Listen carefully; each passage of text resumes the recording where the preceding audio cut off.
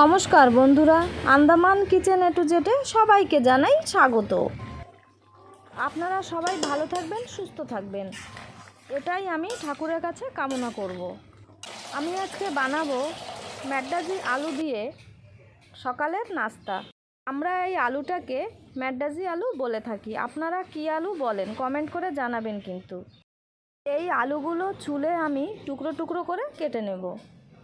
সকল বন্ধুদের কাছে আমার অনুরোধ, আমি এই আলুটা দিয়ে কি করে নাস্তা বানাই আপনাদের শুরু থেকে শেষ পর্যন্ত দেখার অনুরোধ রইল। এক পাশের ছাল একটু চাকু দিয়ে কেটে নিলাম, তারপরে এরকমভাবে টান দিলে পুরো ছালটা উঠে আসবে, ছুলতে খুব ভালো লাগে।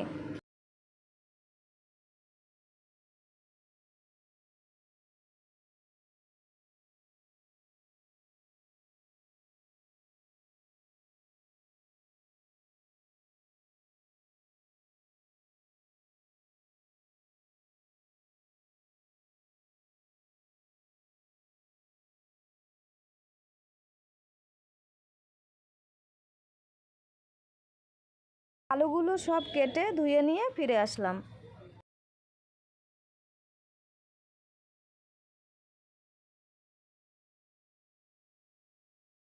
আলুগুলো কুকারে দিয়ে আমি সিদ্ধ করে নেব। কুকারের ভিতরে আমি জল দিয়েছি, এখন আলুগুলো সব দিয়ে দেব। জল খুব বেশি দিতে হবে না, আলু বরাবর দিলেই হবে। তারপরে দেব স্বাদ মতন লবণ। কুকারে সিদ্ধ করলে সময়টা কম লাগে, জলদি হয়ে যায়, তার জন্য আমি কুকারে সিদ্ধ করে নেব। কুকার বন্ধ করে গ্যাসের উপরে বসিয়ে দিলাম। 2টা সিটি দিয়েছি। কুকারের হাওয়া বেরানোর পরে খুলে নিলাম। ঠিক মতন আমার সিদ্ধ হয়ে গেল। বেশি গলে গেলে আবার খেতে ভালো লাগবে না। আমার চ্যানেল যারা নতুন দেখছেন তাদের কাছে আমার অনুরোধ, যদি আমার এই ভিডিওগুলো আপনাদের কাছে ভালো লেগে থাকে তাহলে আমার চ্যানেলটাকে সাবস্ক্রাইব করবেন এবং পাশে থাকবেন। এখন এই আলুতে দেব ফোড়ন। গ্যাসের উপরে কড়াই বসিয়ে কড়াই গরম করে দিয়ে দিলাম সাদা তেল। তেল গরম করে দিয়ে দিলাম কালো সর্ষে।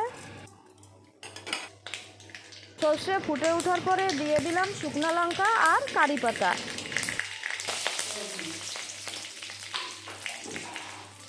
ফোড়ন করা হয়ে গেল, এখন এই সিদ্ধ করা আলুগুলো ঢেলে দেব।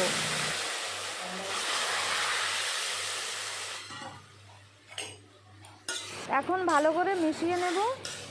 আমার এই আলু দিয়ে নাস্তা বানানো যদি আপনাদের ভালো লেগে থাকে তাহলে লাইক, শেয়ার আর কমেন্ট করতে ভুলবেন না কিন্তু। আপনারা সবাই এইভাবে সবসময় পাশে থাকবেন আর সাপোর্ট করবেন, তাহলে আমি আরও অনেক এগিয়ে যাব। এখন এই আলুর ভিতরে গুলে রাখা তেঁতুল দিয়ে দিলাম। তারপরে ভালো করে মিশিয়ে নেব। তেঁতুল দেওয়ার সময় খেয়াল রাখতে হবে, তেঁতুল অনেক বেশি দিলে আবার বেশি টক হয়ে যাবে। আলুর ভিতরে একটু ঝোল ঝোল রাখতে হবে, ঠান্ডা হলে আলুর ভিতরে অনেকটাই ঝোল ঢুকে যাবে। আর এই আলুর সাথে ঝোলটা খেতে দারুণ লাগে, হালকা টক টক থাকে তো। আমার মতো এইভাবে কে কে আলু দিয়ে নাস্তা বানিয়ে খেয়েছেন আমাকে কমেন্ট করে জানাবেন। আলু দিয়ে নাস্তা বানানো আমার কমপ্লিট হয়ে গেল, আমি এখন ঢেলে নিলাম। আপনারা একবার হলেও এইভাবে বানিয়ে খেয়ে দেখবেন, আশা করি ভালো লাগবে। আপনারা সবাই ভালো থাকবেন, সুস্থ থাকবেন। ফিরে আসবো নতুন আরেক রান্নার ভিডিওর সাথে।